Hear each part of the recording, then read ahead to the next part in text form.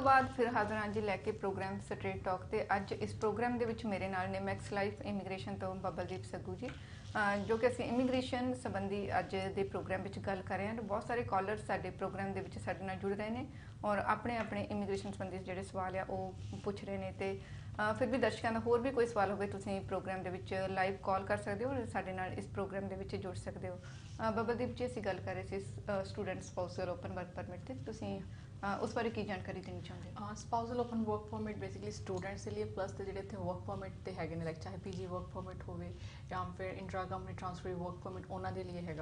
अगर उन्होंने मैरिज हुई है अगर आप सब तो पहले स्टूडेंट्स की गल करते हैं like if they are married तो उन्होंने इतने जो स्टेटस है मोर दैन 6 मंथ्स के लिए वैलिड है तो फुल टाइम स्टूडेंट है तो प्राइवेट कॉलेज तुम नहीं पढ़ रहे है तो तुम ओपन वर्क परमिट अप्लाई कर सकते हो अपने स्पाउस का तो वो जी एलिजिबिलिटी हैगी जो वैलिड होएगा उन्ने टाइम लिए वैलिड होएगा जो तक तुहाडा जिहड़ा स्टडी परमिट हैगा वैलिड हैगा आ इहदे विच जिहड़ी मेन चीज़ां देखी जांदियां ने होया कि तुहाडा जिहड़ा रिलेशनशिप हैगा वो जेन्युइन है कि नहीं है। सो उहनूं प्रूव करन दे लिए नंबर ऑफ डॉक्यूमेंट्स आपां नूं प्रोवाइड करने पैंदे आ लाइक योर मैरिज सर्टिफिकेट तुहाडी प्रेजेंट अज दे डेट च भी गलबात हो रही है एक दूजे नाल नहीं हो रही हैगी तुहाडी फीस कित्थों आ रही हैगी आ तुहाडा जॉइंट बैंक अकाउंट्स हैगे ने सो काफ़ी चीज़ां दे उपर आपां फोकस करना पैंदा टू मेक श्योर कि हाँ जी इहदा जिहड़ा रिलेशनशिप हैगा वो जेन्युइन है।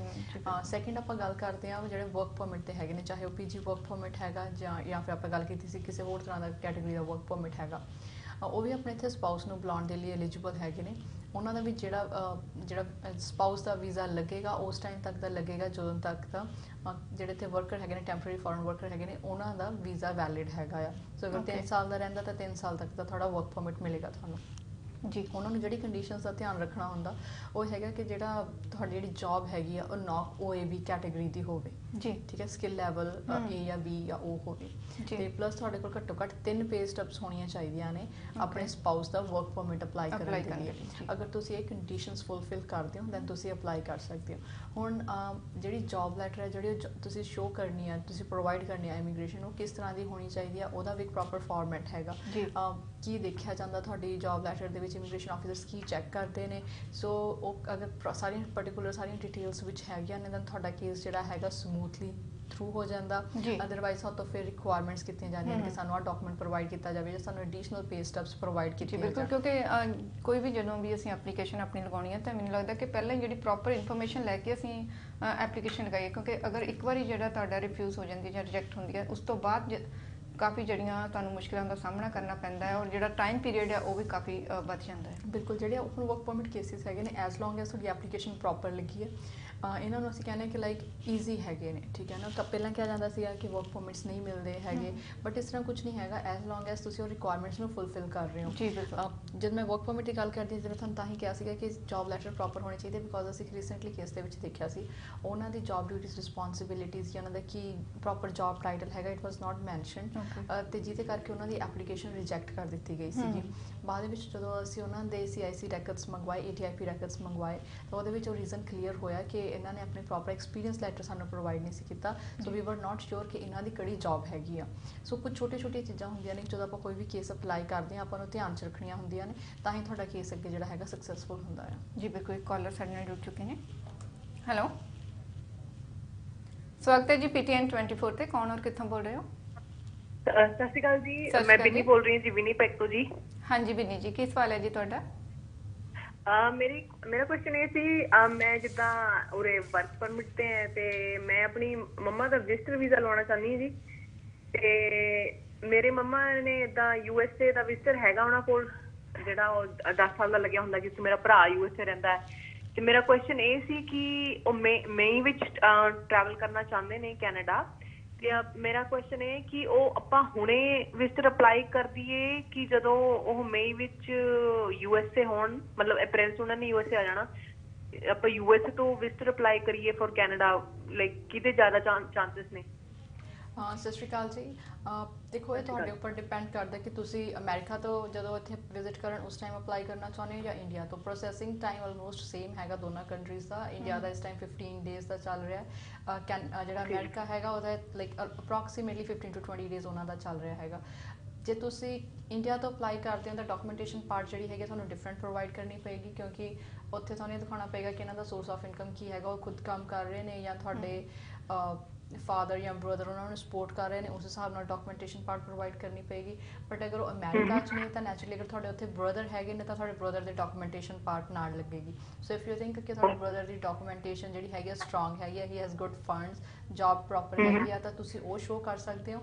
ਸੋ ਇਹ ਡਜ਼ਨਟ ਮੈਟਰ ਕਿ ਤੁਸੀਂ ਅਮਰੀਕਾ ਤੋਂ ਕਰ ਰਹੇ ਹੋ ਜਾਂ ਇੰਡੀਆ ਤੋਂ ਕਰ ਰਹੇ ਹੋ, ਐਜ਼ ਲੌਂਗ ਐਜ਼ ਤੁਹਾਡੇ ਡਾਕੂਮੈਂਟ ਸਟਰੋਂਗ ਹੈਗੇ ਨੇ ਤੁਸੀਂ ਕਿਸੇ ਵੀ ਕੰਟਰੀ ਤੋਂ ਅਪਲਾਈ ਕਰਵਾ ਸਕਦੇ ਹੋ। ਯੂਜ਼ਲੀ ਅਸੀਂ ਸੁਜੈਸਟ ਕਰਦੇ ਹਾਂ ਕਿ ਅਗਰ ਤੁਸੀਂ ਜਿੱਦਾਂ ਤੁਸੀਂ ਅਗਰ ਅਮਰੀਕਾ 'ਚ ਹੈਗੇ ਹੋ ਜਾਂ ਕਿਸੇ ਹੋਰ ਕੰਟਰੀ 'ਚ ਉੱਥੇ ਤੁਹਾਡੀ ਸਟੇ 6 ਮੰਥਸ ਤੋਂ ਘੱਟ ਹੈਗੀ ਆ ਤਾਂ ਬੈਟਰ ਹੈਗਾ ਤੁਸੀਂ ਆਪਣੀ ਹੋਮ ਕੰਟਰੀ, ਆਪਣੀ ਰੈਜ਼ੀਡੈਂਸ ਕੰਟਰੀ ਤੋਂ ਹੀ ਅਪਲਾਈ ਕਰੋ। ਜੀ ਓਕੇ ਜੀ, ਥੈਂਕ ਯੂ ਜੀ ਬਿੰਨੀ ਜੀ ਕਾਲ ਕਰਨ ਦੇ ਲਈ। ਸਾਡੇ ਨਾਲ ਬਹੁਤ ਸਾਰੇ ਕਾਲਰ ਲਾਈਨ ਤੇ ਨੇ ਤੇ ਅਸੀਂ ਉਹਨਾਂ ਦੇ ਸਵਾਲ ਵੀ ਜਿਹੜੇ ਆ ਜਾਣਨੇ ਹਨ ਤੇ ਤੁਸੀਂ ਸਾਡੇ ਪ੍ਰੋਗਰਾਮ ਨੂੰ ਤੁਸੀਂ ਔਨ 에ਅਰ ਸੁਣ ਸਕਦੇ ਹੋ ਜੀ। ਥੈਂਕ ਯੂ ਜੀ ਕਾਲ ਕਰਨ ਦੇ ਲਈ। ਜੀ ਇੱਕ ਹੋਰ ਕਾਲਰ ਜੁੜ ਚੁੱਕੇ ਨੇ ਸਾਡੇ ਨਾਲ। ਹੈਲੋ, ਸਵਾਗਤ ਹੈ ਜੀ PTN 24 ਤੇ। ਕੌਣ ਔਰ ਕਿੱਥੋਂ ਬੋਲ ਰਹੇ ਹੋ? ਹੈਲੋ,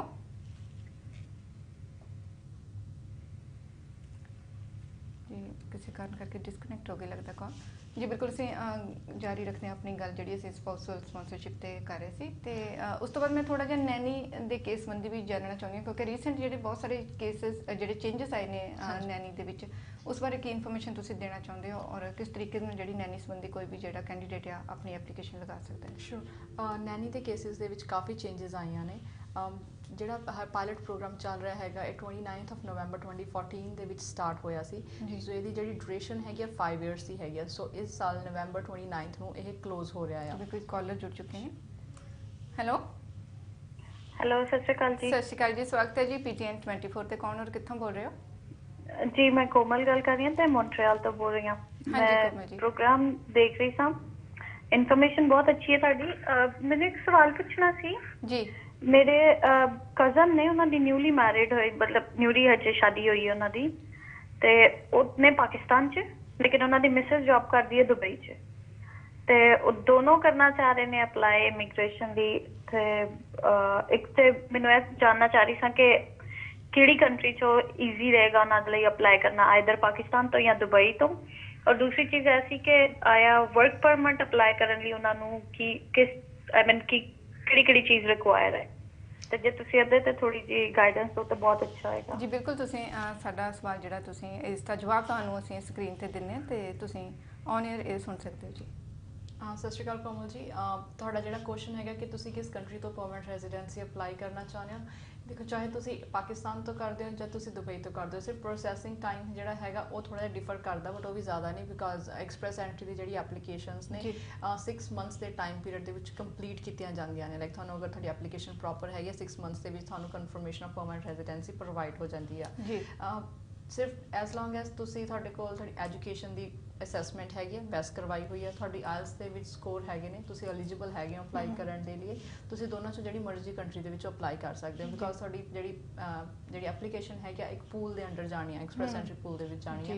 ਸੋ ਇਸ ਤਰ੍ਹਾਂ ਦਾ ਕੁਝ ਵੀ ਨਹੀਂ ਹੈਗਾ ਕਿ ਅਗਰ ਤੁਸੀਂ ਪਾਕਿਸਤਾਨ ਤੋਂ ਕਰਦੇ ਹੋ ਤਾਂ ਤੁਹਾਡੀ ਰਿਜੈਕਸ਼ਨ ਆਏਗੀ, ਜਾਂ ਦੁਬਈ ਤੋਂ ਕਰਦੇ ਹੋ ਤਾਂ ਤੁਹਾਡੀ ਅਪਰੂਵਲ ਆਏਗੀ। So it's nothing like that. As long as ਤੁਸੀਂ ਐਲੀਜੀਬਲ ਹੈਗੇ ਹੋ, ਤੁਹਾਡੇ ਕੋਲ ITA ਆ ਚੁੱਕਿਆ ਹੈਗਾ, ਤੁਹਾਨੂੰ ਕੋਈ ਪ੍ਰੋਬਲਮ ਨਹੀਂ ਆਏਗੀ ਅਗਰ ਤੁਹਾਡੀ ਡਾਕੂਮੈਂਟੇਸ਼ਨ ਸਾਰੀ ਪ੍ਰੋਪਰ ਹੈਗੀ ਆ। ਤੇ ਨੈਕਸਟ ਤੁਸੀਂ ਵਰਕ ਪਰਮਿਟ ਦੀ ਗੱਲ ਕੀਤੀ ਸੀ। ਵਰਕ ਪਰਮਿਟ ਡਿਪੈਂਡ ਕਰਦਾ ਕਿਸ ਤਰ੍ਹਾਂ ਹੈਗਾ। ਅਗਰ ਤੁਸੀਂ LMI ਹੈ, ਤੁਹਾਨੂੰ ਜੌਬ ਆਫਰ ਚਾਹੀਦੀ ਹੈਗੀ ਹੈ, ਤਾਂ ਅਗਰ ਤੁਹਾਡੇ ਕੋਲ ਕੋਈ ਇੰਪਲੋਇਰ ਹੈਗਾ ਜਿਹੜਾ ਉਹਨਾਂ ਨੂੰ ਅੱਗੇ ਜੌਬ ਆਫਰ ਦੇਣਾ ਚਾਹੁੰਦਾ, ਤਾਂ ਪਹਿਲਾਂ ਉਹ ਇੰਪਲੋਇਰ ਨੂੰ LMI ਅਪਰੂਵ ਕਰਵਾਉਣੀ ਪਏਗੀ, ਤਾਂ ਉਸ ਤੋਂ ਬਾਅਦ ਹੀ ਤੁਹਾਨੂੰ ਅੱਗੇ ਵਰਕ ਪਰਮਿਟ ਦੇ ਲਈ ਅਪਰੂਵਲ ਮਿਲੇਗੀ।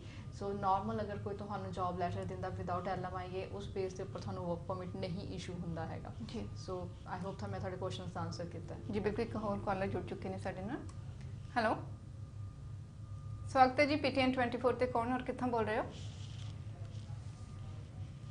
ਹੈਲੋ ਹੈਲੋ, ਹਾਂਜੀ, ਸਤਿ ਸ਼੍ਰੀ ਅਕਾਲ ਜੀ, ਸਵਾਗਤ ਹੈ ਜੀ PTN 24 ਤੇ। ਹਾਂਜੀ ਸਤਿ ਸ਼੍ਰੀ ਅਕਾਲ ਜੀ। ਐਕਚੁਅਲੀ ਮੈਂ ਇਹ ਕੁਐਸਚਨ ਪੁੱਛਣਾ ਸੀਗਾ ਸਪਾਊਸ ਵਾਸਤੇ। ਅੱਜ ਮੈਂ ਤੁਹਾਡਾ ਪ੍ਰੋਗਰਾਮ ਦੇਖ ਰਿਹਾ, ਬਹੁਤ ਵਧੀਆ ਇਨਫੋਰਮੇਸ਼ਨ ਤੁਸੀਂ ਦੇ ਰਹੇ ਹੋ, ਤੇ ਮੈਂ ਇਹ ਪੁੱਛਣਾ ਸੀਗਾ ਜਿਹੜਾ ਸਪਾਊਸ ਵਾਸਤੇ ਆਪਾਂ ਰਿਲੇਸ਼ਨਸ਼ਿਪ ਪ੍ਰੂਫ ਲਗਾਉਂਦੇ ਆ, ਉਹਦੇ ਵਿੱਚ ਕੋਈ ਸਪੈਸੀਫਿਕ ਡਾਕੂਮੈਂਟ ਹੁੰਦੇ ਆ ਜਿਹੜੇ ਇਮੀਗ੍ਰੇਸ਼ਨ ਨੂੰ ਚਾਹੀਦੇ ਹੁੰਦੇ ਆ, ਜਾਂ ਕਿਤੇ ਜਿੱਦਾਂ ਆਪਾਂ ਵਾਈਫ ਦਾ ਨਾਮ ਚੇਂਜ ਕਰ ਦਿੰਦੇ ਆ ਉਹਦਾ, ਫਿਰ ਆਪਾਂ ਨੂੰ ਕਿਤੇ ਕੋਈ ਸਪੈਸੀਫਿਕ ਡਾਕੂਮੈਂਟਸ ਹੁੰਦੇ ਜਿਨ੍ਹਾਂ ਤੋਂ ਨਾਮ ਚੇਂਜ ਕਰਾਉਣਾ ਪੈਂਦਾ, ਕਰਾਉਣਾ ਚਾਹੀਦਾ, ਨਹੀਂ ਕਰਾਉਣਾ ਚਾਹੀਦਾ, ਇਹਦੇ ਬਾਰੇ ਮਤਲਬ ਥੋੜਾ ਜਿਹਾ ਦੱਸੋਗੇ ਸਾਨੂੰ? ਜੀ ਬਿਲਕੁਲ, ਤੁਹਾਡੇ ਜਿਹੜੇ ਸਵਾਲ ਦਾ ਜਵਾਬ ਬਬਲਦੀਪ ਜੀ ਦੇਣਗੇ। ਹਾਂਜੀ, ਜਿਸ ਤਰ੍ਹਾਂ ਤੁਸੀਂ ਦੇਖੋ ਸਪੈਸੀਫਿਕ ਡਾਕੂਮੈਂਟਸ ਆਈ ਥਿੰਕ ਤੁਸੀਂ ਪਾਸਪੋਰਟ ਦੀ ਗੱਲ ਕਰ ਰਹੇ ਹੋ ਕਿ ਪਾਸਪੋਰਟ ਦੇ ਉੱਪਰ ਸਪਾਊਸ ਦਾ ਨੇਮ ਹੋਣਾ ਚਾਹੀਦਾ ਕਿ ਨਹੀਂ ਹੋਣਾ ਚਾਹੀਦਾ। ਇਟਸ ਨਾਟ ਮੈਂਡੇਟਰੀ ਬਿਕੋਜ਼ ਇਹ ਨਹੀਂ ਕਿਹਾ ਗਿਆ ਹੈਗਾ ਕਿ ਤੁਹਾਡੇ ਪਾਸਪੋਰਟ ਦੇ ਉੱਪਰ ਤੁਹਾਡੇ ਹਸਬੈਂਡ ਦਾ ਜਾਂ ਵਾਈਫ ਦਾ ਨਾਮ ਹੋਣਾ ਹੀ ਹੋਣਾ ਚਾਹੀਦਾ ਹੈ। ਸੋ ਅਗਰ ਤੁਸੀਂ ਨਹੀਂ ਵੀ ਚੇਂਜ ਕਰਾਇਆ ਐਜ਼ ਲੌਂਗ ਐਜ਼ ਤੁਹਾਡੇ ਬਾਕੀ ਡਾਕੂਮੈਂਟਸ ਇਹ ਪ੍ਰੂਫ ਕਰ ਰਹੇ ਨੇ ਜਾਂ ਇਹ ਸ਼ੋ ਕਰ ਰਹੇ ਨੇ ਕਿ ਤੁਸੀਂ ਹਸਬੈਂਡ ਐਂਡ ਵਾਈਫ ਹੈਗੇ ਹੋ, ਤਾਂ ਤੁਹਾਨੂੰ ਪਾਸਪੋਰਟ ਦੇ ਉੱਪਰ ਨਾਮ ਚੇਂਜ ਕਰਵਾਉਣ ਦੀ ਜ਼ਰੂਰਤ ਨਹੀਂ ਹੈਗੀ। ਜਦੋਂ ਮੈਂ ਕਹਿ ਰਹੀ ਹਾਂ ਬਾਕੀ ਡਾਕੂਮੈਂਟਸ ਤੇ ਅਗੇਨ ਆਪਾਂ ਇਹ ਚੀਜ਼ ਕਹਿ ਰਹੇ ਕਿ ਤੁਸੀਂ ਡਿਕਲੇਅਰ ਕੀਤਾ ਹੋਇਆ ਸੋਸ਼ਲੀ ਕਿ ਤੁਸੀਂ ਹਸਬੈਂਡ ਐਂਡ ਵਾਈਫ ਹੋ ਐਂਡ ਤੁਹਾਡੀ ਕਮਿਊਨੀਕੇਸ਼ਨ ਹੋ ਰਹੀ ਹੈ, ਤੁਸੀਂ ਉਹ ਚੀਜ਼ ਨੂੰ ਸ਼ੋ ਕਰ ਰਹੇ ਹੋ। ਤੁਹਾਡੀ ਫੋਟੋਗ੍ਰਾਫਸ ਇਹ ਚੀਜ਼ ਰਿਵੀਲ ਕਰ ਰਹੀਆਂ ਨੇ ਕਿ ਇਹਨਾਂ ਦਾ ਜਿਹੜਾ ਰਿਲੇਸ਼ਨ ਹੈਗਾ ਰਿਲੇਟਿਵਸ ਨੂੰ ਜਾਂ ਫਰੈਂਡ ਸਰਕਲ ਨੂੰ ਪਤਾ ਹੈਗਾ ਦੈਟ ਦੇ ਆਰ ਮੈਰਿਡ। ਸੋ ਇਦਾਂ ਦੇ ਕਾਫੀ ਡਾਕੂਮੈਂਟਸ ਆਉਂਦੇ ਨੇ ਜੋ ਤੁਸੀਂ ਦੇ ਸਕਦੇ ਹੋ ਇਨ ਕੇਸ ਅਗਰ ਤੁਹਾਡੇ ਪਾਸਪੋਰਟਸ ਦੇ ਉੱਪਰ ਇੱਕ ਦੂਸਰੇ ਦਾ ਨਾਮ ਨਹੀਂ ਹੈਗਾ। ਸੋ ਇਟਸ ਓਕੇ ਜੀ। ਇੱਕ ਕਾਲਰ ਜੁੜ ਚੁੱਕੇ ਨੇ ਸਾਡੇ ਨਾਲ। ਹੈਲੋ ਸਤਿ ਸ਼੍ਰੀ ਅਕਾਲ ਜੀ, ਸਵਾਗਤ ਹੈ ਜੀ PTN 24 ਤੇ। ਜੀ ਸਤਿ ਸ਼੍ਰੀ ਅਕਾਲ ਜੀ। ਹਾਂਜੀ, ਕੀ ਸਵਾਲ ਹੈ ਜੀ ਤੁਹਾਡਾ? ਹਾਂਜੀ, ਮੇਰਾ ਨਾ ਸਵਾਲ ਇਹ ਸੀਗਾ, ਮੇਰਾ ਇੱਕ ਦੋਸਤ ਇੱਥੇ ਆਇਆ ਹੋਇਆ, ਉਹ ਸਪਾਊਸ ਵਰਕ ਪਰਮਿਟ ਤੇ ਆਇਆ, ਉਹਦੀ ਵਾਈਫ ਇੱਥੇ ਸਟੱਡੀ ਵੀਜ਼ੇ ਤੇ ਆਈ ਹੋਈ ਸੀ ਪਹਿਲਾਂ, ਤੇ ਇੱਥੇ ਆ ਕੇ ਉਹਨਾਂ ਦੇ ਵਿੱਚ ਨਾ ਕੋਈ ਪ੍ਰੋਬਲਮ ਹੋ ਗਈ ਆ ਤੇ ਉਹ ਕਹਿੰਦੀ ਤੂੰ ਮੇਰੇ ਤੋਂ ਤਲਾਕ ਲੈ ਲਾ। ਤੇ ਹੁਣ ਉਹਦਾ ਕੀ ਸਟੇਟਸ ਹੋਊਗਾ ਇੱਥੇ, ਉਹਨੂੰ ਕੀ ਕਰਨਾ ਚਾਹੀਦਾ ਵਾ? ਉਹਦੇ ਕੋਲੇ 1.5 ਸਾਲ ਦਾ ਵਰਕ ਪਰਮਿਟ ਹੈਗਾ ਵਾ ਹੁਣ, ਤੇ ਉਹ ਮੁੰਡੇ ਦਾ ਕੀ ਬਣੂਗਾ ਜੀ ਹੁਣ? ਹਾਂ, ਸਤਿ ਸ਼੍ਰੀ ਅਕਾਲ ਜੀ। ਜਿਹੜਾ ਸਪਾਊਸਲ ਓਪਨ ਵਰਕ ਪਰਮਿਟ ਹੈਗਾ, ਜਿਸ ਤਰ੍ਹਾਂ ਕਿ ਇਹਦਾ ਨਾਮ ਹੀ ਕਲੀਅਰ ਹੈਗਾ, ਇਹ ਸਪਾਊਸ ਦੇ ਉੱਪਰ ਹੀ ਤੁਹਾਨੂੰ ਮਿਲੇਗਾ। ਉਹਨਾਂ ਦਾ ਸਟੇਟਸ ਇਸ ਕੰਟਰੀ ਦੇ ਵਿੱਚ ਹੈਗਾ, ਤੁਹਾਡਾ ਰਿਲੇਸ਼ਨਸ਼ਿਪ ਜੈਨੂਇਨ ਹੈਗਾ, ਤਾਂ ਦੂਸਰੇ ਪਾਰਟਨਰ ਨੂੰ ਓਪਨ ਵਰਕ ਪਰਮਿਟ ਇਸ਼ੂ ਕੀਤਾ ਗਿਆ। ਐਂਡ ਇਨ ਕੇਸ ਅਗਰ ਤੁਹਾਡਾ due to some reasons divorce ਹੋ ਜਾਂਦਾ ਆ ਐਂਡ ਇੱਕ ਪਰਸਨ ਇਮੀਗ੍ਰੇਸ਼ਨ 'ਚ ਜਾ ਕੇ ਉਹਨਾਂ ਨੂੰ ਨੋਟੀਫਾਈ ਕਰ ਦਿੰਦਾ ਕਿ ਅਸੀਂ ਹੁਣ ਇਕੱਠੇ ਨਹੀਂ ਰਹਿੰਦੇ ਐਂਡ ਆਫੀਸ਼ੀਅਲੀ ਅਸੀਂ ਅਲੱਗ ਹੋ ਚੁੱਕੇ ਹਾਂ, ਸਾਡਾ ਡਾਈਵੋਰਸ ਹੋ ਚੁੱਕਿਆ, ਦੈਨ ਦੂਸਰੇ ਪਰਸਨ ਦਾ ਜਿਹੜਾ ਹੈਗਾ ਵਰਕ ਪਰਮਿਟ ਉਹ ਨਲ ਐਂਡ ਵੋਇਡ ਹੋ ਜਾਏਗਾ।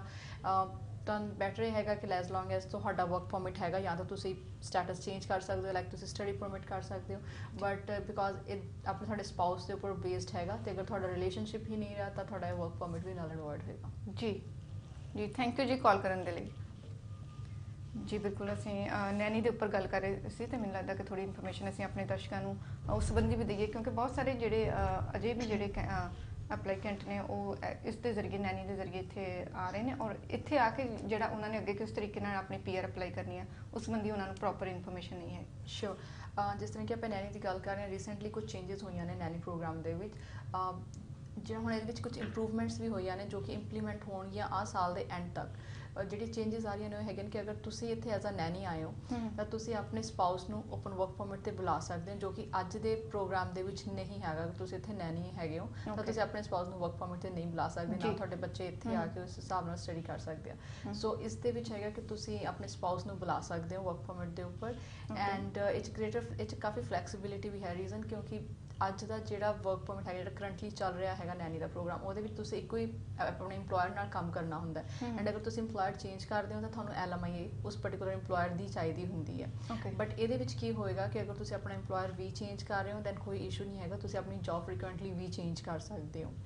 ਹੁਣ ਆਪਾਂ ਗੱਲ ਕਰਦੇ ਹਾਂ ਕਿ ਇੱਕ ਇਹਦੇ ਇਹਨਾਂ ਨੇ ਹੁਣ ਕੀਤਾ ਓਪਨ ਕੀਤਾ ਹੈ 3rd of March ਤੋਂ ਇੰਟਰਮ ਪਾਥਵੇ ਫਾਰ ਕੇਅਰ ਗਿਵਰਸ।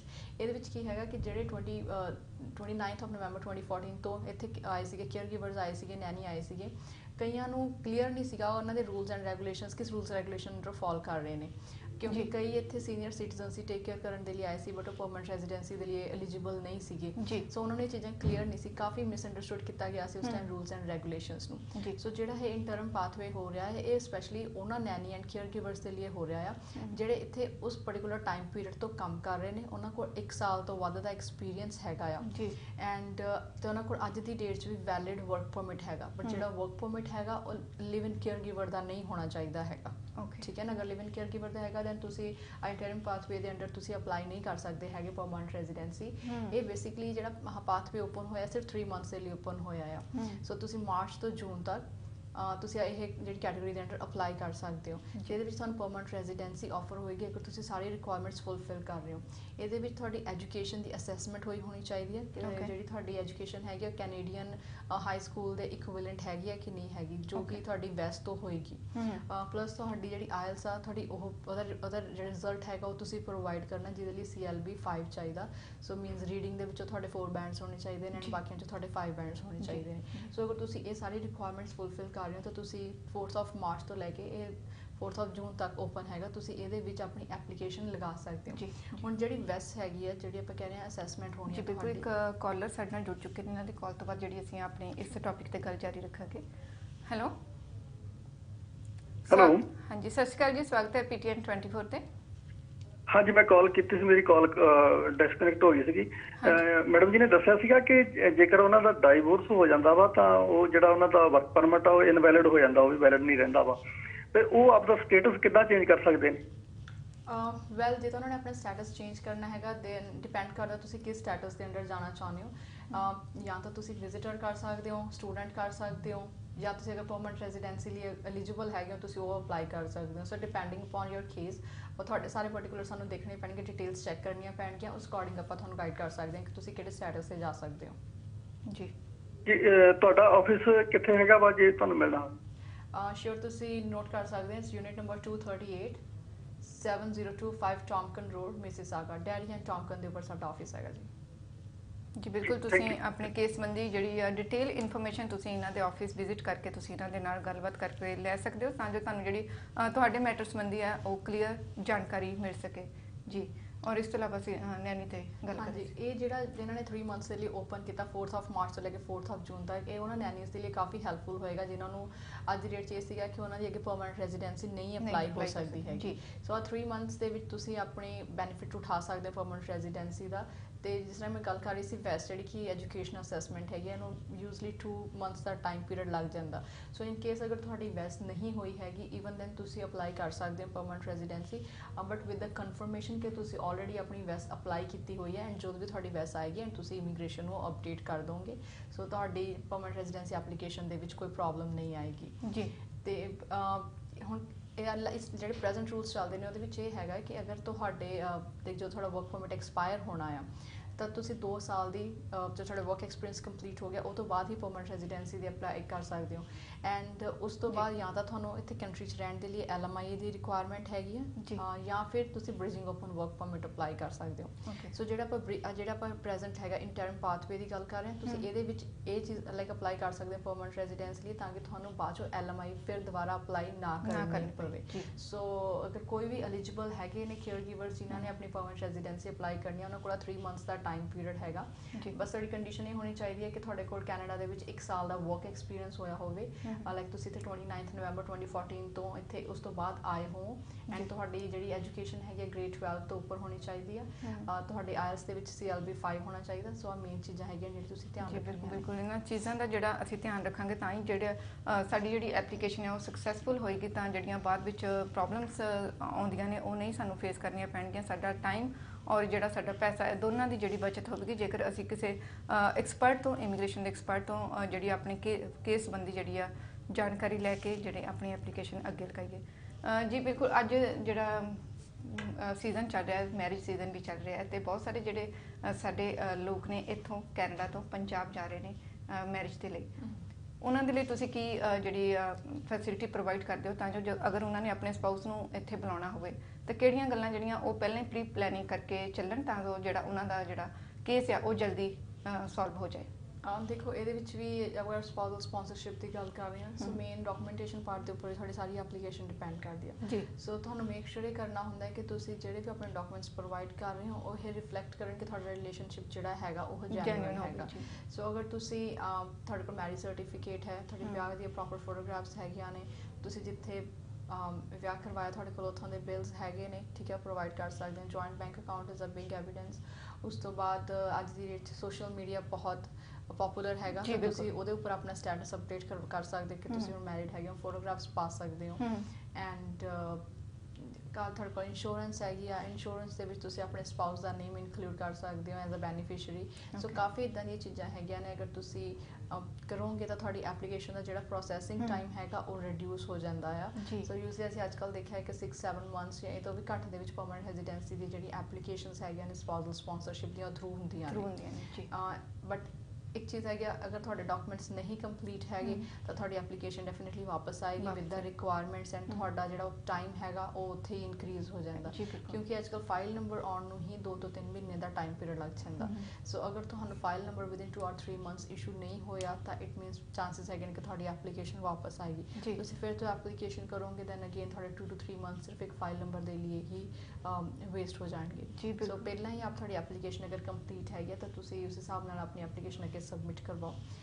ਹੁਣ ਕਿਉਂਕਿ ਅੱਗੇ ਟੈਕਸ ਰਿਟਰਨਸ ਆਪਾਂ ਹੁਣ ਫਾਈਲ ਕਰ ਰਹੇ ਹਾਂ, ਟੈਕਸਿਸ ਫਾਈਲ ਕਰ ਰਹੇ ਹਾਂ, ਸੋ ਅਗਰ ਤੁਹਾਡੀ ਐਪਲੀਕੇਸ਼ਨ ਹੁਣ ਮਾਰਚ ਤੋਂ ਤੁਸੀਂ ਬਾਅਦ ਲਗਾ ਰਹੇ ਹੋ ਤਾਂ ਅਸੀਂ ਇਹੀ ਸੁਜੈਸਟ ਕਰਾਂਗੇ ਬੈਟਰ ਤੁਸੀਂ ਆਪਣੇ 2018 ਦੇ ਟੈਕਸ ਰਿਟਰਨਸ ਨਾਲ ਲਗਾਵੋ, ਕਿਉਂਕਿ ਇਹ ਅੱਜ ਨਹੀਂ ਤਾਂ ਕੱਲ੍ਹ ਉਹਨਾਂ ਨੇ ਤੁਹਾਤੋਂ ਰਿਕੁਆਇਰਮੈਂਟ ਕਰਨਗੇ ਕਿ ਸਾਨੂੰ ਨੋਟਸ ਆਫ ਅਸੈਸਮੈਂਟ 2018 ਦੇ ਪ੍ਰੋਵਾਈਡ ਕੀਤੇ ਜਾਣ। ਸੋ ਤੁਸੀਂ ਜਿੰਨੀ ਜਲਦੀ ਆਪਣੇ ਟੈਕਸਿਸ ਫਾਈਲ ਕਰਕੇ ਆਪਣੀ ਐਪਲੀਕੇਸ਼ਨ ਦੇ ਨਾਲ ਲਗਾ ਸਕਦੇ ਹੋ ਉਨਾ ਹੀ ਤੁਹਾਡੀ ਐਪਲੀਕੇਸ਼ਨ ਦੇ ਲਈ ਬੈਟਰ ਹੈ, ਕਿਉਂਕਿ ਤੁਹਾਨੂੰ ਰਿਕੁਆਇਰਮੈਂਟ ਨਹੀਂ ਆਏਗੀ, ਤੁਹਾਡੀ ਐਪਲੀਕੇਸ਼ਨ ਹੋਲਡ ਤੇ ਨਹੀਂ ਜਾਏਗੀ। ਜੀ ਬਿਲਕੁਲ। ਇਸ ਤੋਂ ਇਲਾਵਾ ਜੇਕਰ ਕਿਸੇ ਜਿਹੜੇ ਸਪਾਊਸ ਦੀ ਇੰਟਰਵਿਊ ਆਉਂਦੀ ਹੈ ਤਾਂ ਉਹਨੂੰ ਇੰਟਰਵਿਊ ਸਮੇਂ ਕਿਹੜੀਆਂ ਗੱਲਾਂ ਜਿਹੜੀਆਂ ਧਿਆਨ ਵਿੱਚ ਰੱਖਣੀਆਂ ਚਾਹੀਦੀਆਂ ਨੇ ਤਾਂ ਜੋ ਜਿਹੜਾ ਇੰਟਰਵਿਊ ਸਮੇਂ ਜਿਹੜੇ ਦੋਨਾਂ ਦੇ ਜਿਹੜੇ ਸਵਾਲ ਜਵਾਬ ਹੁੰਦੇ ਜ਼ਰੂਰੀ ਨੇ ਕਿ ਆਪਸ ਵਿੱਚ ਮਿਲਦੇ ਹੋਣੇ ਚਾਹੀਦੇ? ਹਾਂਜੀ, so interview time basically interview cases ਦੇ ਵਿੱਚ ਆਉਂਦੇ ਆ ਜਿੱਥੇ ਰਿਲੇਸ਼ਨਸ਼ਿਪ ਦਾ ਕੋਈ ਡਾਊਟ ਹੁੰਦਾ ਜਾਂ ਫਿਰ ਸੈਕਿੰਡ ਮੈਰਿਜ ਕੇਸ ਜਿਹੜੇ ਹੁੰਦੇ ਨੇ ਉਹਨਾਂ ਦੇ ਉਸ ਟਾਈਮ ਤੋਂ ਅਗਰ ਆਪਾਂ ਸੈਕਿੰਡ ਮੈਰਿਜ ਕੇਸ ਦੀ ਗੱਲ ਕਰੀਏ ਉਹਨਾਂ ਤੋਂ ਉਹਨਾਂ ਦੇ ਪਾਸਟ ਸਪਾਊਸ ਦੇ ਪਾਸਟ ਬਾਰੇ ਪੁੱਛਿਆ ਜਾਂਦਾ ਹੈ ਕਿ ਅਗਰ ਡਾਈਵੋਰਸ ਹੋਇਆ ਸੀ ਤਾਂ ਕੀ ਰੀਜ਼ਨ ਸੀਗਾ ਡਾਈਵੋਰਸ ਦਾ, ਅਗਰ ਸੈਪਰੇਟ ਰਹਿ ਰਹੇ ਸੀ ਕਦੋਂ ਤੋਂ ਸੈਪਰੇਟ ਰਹਿ ਰਹੇ ਸੀਗੇ,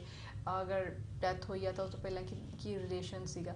ਸੋ ਤੁਹਾਨੂੰ ਆਪਣੇ ਸਪਾਊਸ ਦੇ ਪਾਸਟ ਦੇ ਬਾਰੇ ਤੁਹਾਨੂੰ ਸਾਰੀ ਇਨਫੋਰਮੇਸ਼ਨ ਹੋਣੀ ਚਾਹੀਦੀ ਹੈ, ਐਜ਼ ਲੌਂਗ ਐਜ਼ ਪ੍ਰੈਜ਼ੈਂਟ ਬਾਰੇ ਕਿ ਅੱਜ ਦੀ ਡੇਟ 'ਚ ਤੁਹਾਡੇ ਸਪਾਊਸ ਕੀ ਕੰਮ ਕਰ ਰਹੇ ਨੇ, ਕਿੱਥੇ ਕੰਮ ਕਰ ਰਹੇ ਨੇ, ਉਹਨਾਂ ਦੀ ਰੈਜ਼ੀਡੈਂਸ ਕੀ ਹੈਗੀ ਆ, ਉਹਨਾਂ ਦੇ ਫਰੈਂਡਸ ਕੌਣ ਨੇ, ਉਹਨਾਂ ਦੇ ਫੈਮਿਲੀ ਦੇ ਵਿੱਚ ਕੌਣ ਹੈਗਾ। ਇੱਥੋਂ ਤੱਕ ਵੀ ਹੁੰਦਾ ਹੈ ਕਿ ਤੁਹਾਨੂੰ ਫੋਟੋਗ੍ਰਾਫਸ ਦਿਖਾ ਕੇ ਉਹ ਤੁਹਾਨੂੰ ਪੁੱਛਦੇ ਨੇ ਕਿ ਓਕੇ ਇਹਨਾਂ ਦੇ ਕਿਹੜੇ ਰਿਲੇਟਿਵਸ ਨੇ। So it all depends, as long as ਤੁਹਾਨੂੰ ਇੱਕ ਦੂਜੇ ਦੀ ਪ੍ਰੋਪਰ ਇਨਫੋਰਮੇਸ਼ਨ ਹੈਗੀ ਆ ਦੈਨ ਇੰਟਰਵਿਊਜ਼ ਕਲੀਅਰ ਹੁੰਦੀਆਂ ਨੇ। ਨੋ ਡਾਊਟ ਇਹ ਜਿਹੜੀ ਇੰਟਰਵਿਊਜ਼ ਨੇ ਥੋੜੀ ਸਟ੍ਰਿਕਟ ਹੁੰਦੀਆਂ ਨੇ, ਬਟ ਐਜ਼ ਲੌਂਗ ਐਜ਼ ਤੁਹਾਡੇ ਕੋਲ ਇਨਫੋਰਮੇਸ਼ਨ ਹੈਗੀ ਆ, ਤੁਹਾਨੂੰ ਪਤਾ ਹੈ ਕਿ ਤੁਸੀਂ ਕੀ ਅੱਗੇ ਆਨਸਰ ਕਰਨਾ ਆ, ਦੈਨ ਕੋਈ ਅੱਗੇ ਪ੍ਰੋਬਲਮ ਨਹੀਂ ਆਉਂਦੀ ਹੈਗੀ। ਜੀ ਥੈਂਕ ਯੂ ਬਬਲਦੀਪ ਜੀ, ਤੁਸੀਂ ਸਾਡੇ ਸਟੂਡੀਓ ਵਿੱਚ ਆਏ ਤੇ ਤੁਸੀਂ ਇੰਨੀ ਵਧੀਆ ਇਮੀਗ੍ਰੇਸ਼ਨ ਸੰਬੰਧੀ ਜਾਣਕਾਰੀ ਸਾਡੇ ਦਰਸ਼ਕਾਂ ਦੇ ਨਾਲ ਸਾਂਝੀ ਕੀਤੀ ਤੇ ਉਮੀਦ ਕਰਦੇ ਹਾਂ ਸਾਡੇ ਦਰਸ਼ਕਾਂ ਨੂੰ ਸਾਡਾ ਅੱਜ ਦਾ ਪ੍ਰੋਗਰਾਮ ਪਸੰਦ ਆਇਆ ਹੋਵੇਗਾ ਔਰ ਉਹਨਾਂ ਨੇ ਬਹੁਤ ਜਾਣਕਾਰੀ ਲਈ ਹੋਵੇਗੀ ਬਬਲਦੀਪ ਸੱਗੂ ਜੀ ਤੋਂ ਇਮੀਗ੍ਰੇਸ਼ਨ ਦੇ ਸੰਬੰਧੀ। ਤੇ ਬਬਲਦੀਪ ਜੀ ਮੈਂ ਚਾਹੁੰਦੀ ਜਾਂਦੇ ਜਾਂਦੇ ਤੁਸੀਂ ਇੱਕ ਵਾਰੀ ਸਾਡੇ ਦਰਸ਼ਕਾਂ ਨੂੰ ਆਪਣੇ ਸਟੂਡੀਓ ਦਾ ਐਡਰੈਸ ਔਰ ਫੋਨ ਇੱਕ ਵਾਰ ਫਿਰ ਦੱਸ ਦਿਓ ਤਾਂ ਜੋ ਅਗਰ ਉਹਨਾਂ ਦਾ ਕੋਈ ਸਵਾਲ ਹੋਵੇ ਤੁਹਾਡੇ ਨਾਲ ਉਹ ਮਿਲ ਸਕਦੇ ਨੇ। ਮੈਕਸ ਲਾਈਫ ਇਮੀਗ੍ਰੇਸ਼ਨ ਦੇ ਵਿੱਚ ਅਸੀਂ ਹਰ ਤਰ੍ਹਾਂ ਦੇ ਇਮੀਗ੍ਰੇਸ਼ਨ ਮੈਟਰਸ ਨਾਲ ਡੀਲ ਕਰਦੇ ਹਾਂ। ਤੁਹਾਡੇ study permits, PG work permits, express entry cases, spousal sponsorships, parental sponsorship applications, appeals, refugee cases, ਜਿਹੜੇ ਵੀ ਤੁਹਾਡੇ ਇਸ ਤਰ੍ਹਾਂ ਦੇ ਇਮੀਗ੍ਰੇਸ਼ਨ ਰਿਲੇਟਡ ਮੈਟਰਸ ਹੈਗੇ ਨੇ ਸਾਰਿਆਂ ਨਾਲ ਡੀਲ ਕੀਤਾ ਜਾਂਦਾ। ਤੁਸੀਂ ਸਾਨੂੰ ਆਫਿਸ ਦੇ ਵਿੱਚ ਮਿਲ ਸਕਦੇ ਹੋ। ਮੇਰਾ ਆਫਿਸ ਐਡਰੈਸ ਹੈ Unit 238 7025 Tompkins Road, Mississauga, and ਮੇਰਾ ਕੰਟੈਕਟ ਨੰਬਰ ਹੈ 647 545 6362। ਥੈਂਕ ਯੂ ਬਬਲਦੀਪ ਜੀ, ਤੁਸੀਂ ਸਟੂਡੀਓ ਵਿੱਚ ਆਏ ਔਰ ਤੁਹਾਡਾ ਅੱਜ ਬਹੁਤ ਵਧੀਆ ਜਿਹੜੀ ਜਾਣਕਾਰੀ ਤੁਸੀਂ ਸਾਡੇ ਦਰਸ਼ਕਾਂ ਦੇ ਨਾਲ ਸਾਂਝੀ ਕੀਤੀ ਤੇ ਮੈਂ ਦਰਸ਼ਕਾਂ ਤੋਂ ਹੁਣ ਇਹ ਇਜਾਜ਼ਤ ਲੈਣ ਦਾ ਸਮਾਂ ਹੋ ਗਿਆ ਤੇ ਅਸੀਂ ਅਗਲੇ ਹਫਤੇ ਫਿਰ ਕਿਸੇ ਨਵੇਂ ਵਿਸ਼ੇ ਤੇ ਕਿਸੇ ਨਵੇਂ ਐਕਸਪਰਟ ਦੇ ਨਾਲ ਜਾਣਕਾਰੀ ਲੈ ਕੇ ਤੁਹਾਡੇ ਸਾਹਮਣੇ ਫਿਰ ਹਾਜ਼ਰ ਹੋਵਾਂਗੇ ਤੇ ਤੁਸੀਂ ਵਧੇਰੇ ਜਾਣਕਾਰੀ ਦੇ ਲਈ ਤੇ ਹੋਰ ਬਹੁਤ ਸਾਰੇ ਇਨਫੋਰਮੇਟਿਵ ਪ੍ਰੋਗਰਾਮ ਦੇ ਲਈ ਤੁਸੀਂ ਜੁੜੇ ਰਹੋ PTN 24 ਦੇ ਨਾਲ।